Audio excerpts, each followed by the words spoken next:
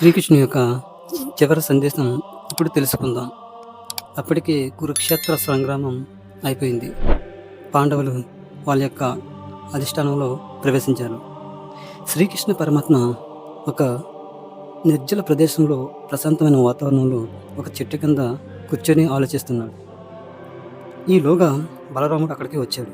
అప్పుడు శ్రీకృష్ణుడు బలరాముడితో అవతార పరిసమాప్తి జరిగిపోతుంది, యదుకుల నాశనం అయిపోతుంది, మీరు తొందరగా ద్వారకా నగరం విడిచిపెట్టేయండి అని చెప్పాడు. ఇదే సందేశాన్ని శ్రీకృష్ణుని యొక్క భక్తుడైన ఉద్ధవుడు అక్కడ విన్నాడు చెట్టు పొదల నుంచి. అప్పుడు అతడు శ్రీకృష్ణ పరమాత్మని చేరుకుని శ్రీకృష్ణుని దగ్గరికి వెళ్ళి, కృష్ణ, నీతో మాకు చాలా అనుబంధం ఉంది, నీతో చాలా ఆటలు ఆడుకున్నాం, చాలా పాటలు పాడుకున్నాం, ఆటలు పాటలు కూడా చాలా ఉన్నాయి, నీతో అనుబంధం అనేది ఈ జన్మకి ఇంకా కొనసాగాలి కృష్ణ అని చెప్పాడు. అప్పుడు శ్రీకృష్ణ పరమాత్మ కొన్ని అద్భుతమైన విషయములు ఉద్ధవుడితో ప్రస్తావన చేయడం జరిగింది. అవి ఏమిటంటే ఇప్పుడు మనం తెలుసుకుందాం. ఇది మన యొక్క జీవితంలో కూడా చాలా ఉపయోగపడుతుంది. ఇది మనందరం తెలుసుకొని జీవితంలో పాటించవలసిన శ్రీకృష్ణ పరమాత్మ చివరి ప్రసంగం. అప్పటికే కలియుగం రాబోతుంది ఒక రాత్రి తర్వాత. సో ఇప్పుడు ఉద్ధవుడిని అడ్డు పెట్టుకుని మనకు శ్రీకృష్ణ పరమాత్మ మనకి ఈ విధంగా చెప్తున్నాడు. దీని తర్వాత శ్రీకృష్ణ పరమాత్మ లోక ఉద్ధరణ కోసం ఇంకా ఏమీ మాట్లాడలేదు. ఉద్ధవుడిని అడ్డు పెట్టుకుని మనకు ఒక సందేశం అనేది ఇవ్వడం జరుగుతుంది. అప్పుడు ఉద్ధవ, నేటికి 7వ రాత్రి కలియుగ ప్రవేశం జరుగుతుంది.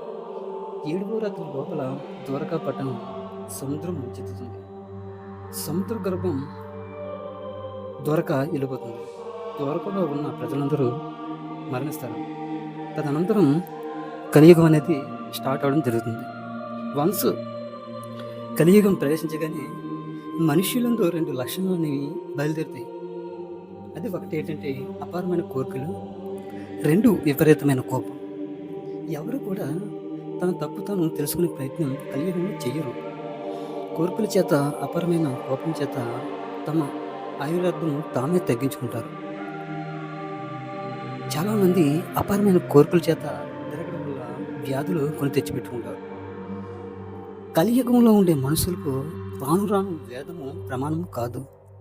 కోట్ల జన్మల అదృష్టం చేత వేద ప్రమాణం నెరవేర్చిన స్థితిలో ఉన్న గొప్ప మేధావులు కూడా వేరే మతాలను అనుసరించి వేరే మార్గంలో వెళ్ళిపోతారు. దీనివల్ల తాము అల్పాయుధంతో జీవిస్తారు, రాజయోగం చేయడం మర్చిపోతారు. తద్వారా నేనున్న స్థితి యొక్క యోగాన్ని వాళ్ళు తెలుసుకోలేరు. ఎక్కువగా ఆడంబరాలకు ప్రాధాన్యత ఇస్తారు. ఉపవాసములు తమ మనసును సంస్కరించుకోవడానికి, ఆచారం తాము పాటించడానికి వచ్చాయి. కానీ రాను రాని కలియుగంలో ఏమవుతుందంటే ఆచారములు విడిచిపెట్టి ప్రజలు ఎక్కువగా ఇష్టపడతారు. ఆచారం అక్కర్లేదని పూజలు ఏముంటాయి వాటి మక్కువ ఎక్కువగా చూపిస్తారు. వాటి వలన ప్రమాదం కొని తెచ్చుకుంటున్నామని తెలుసుకోరు. అంతఃశుద్ధి ఉండదు, చిత్తశుద్ధి ఉండదు. మంచి ఆచరణను మనసును సంస్కరిస్తాయి అని గుర్తెరగక ఏ పూజ చేస్తే ఏ విధంగా దేవుడు అనుగ్రహిస్తాడు అని ఎక్కువగా ఆలోచిస్తారు. కానీ దాని వలన వారు పొందాల్సిన స్థితిని వారు పొందలేమని తెలుసుకోలేకపోతారు. ఇంద్రియములకు వసులైపోతారు. రాజులే ప్రజల సొమ్ము దోచుకుంటారు. ప్రజలు రాజుల మీద తిరగబడతారు. ఎవరికి పాండిత్యం బట్టి, యోగ్యత బట్టి గౌరవం ఉండదు.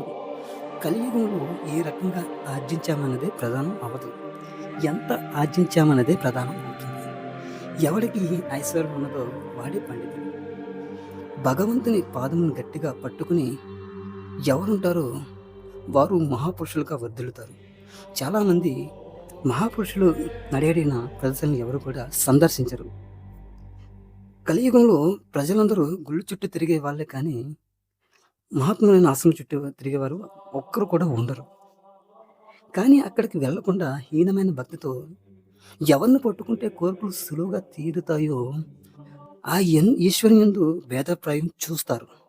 కాబట్టి మీకు ఒక మాట చెప్తాను, ఈ వాక్యం బాగా జ్ఞాపకం పెట్టుకో. ఇంద్రియముల చేత ఏ సుఖము ఇస్తున్నదో అదంతా డొల్ల. ఇది నీ మనుష్య జన్మను పాడు చేయడానికి వచ్చినది గుర్తుపెట్టుకో. దీని నుంచి దాటాలని నువ్వు అనుకున్నట్లయితే ఇక్కడి నుండి బదిరకాశ్రమం వెళ్ళిపో. కలియుగంలో గాని, ఏ యుగంలోనైనా నా స్మరణ శ్వాసగా పట్టుకోవడం నేర్చుకో. భజన చేయడం విడిచిపెట్టకు. నీ దారి నా స్మరణ దారి కావాలి. నా స్మరణ దారియే నా దగ్గరికి నిన్ను చేరుస్తుంది.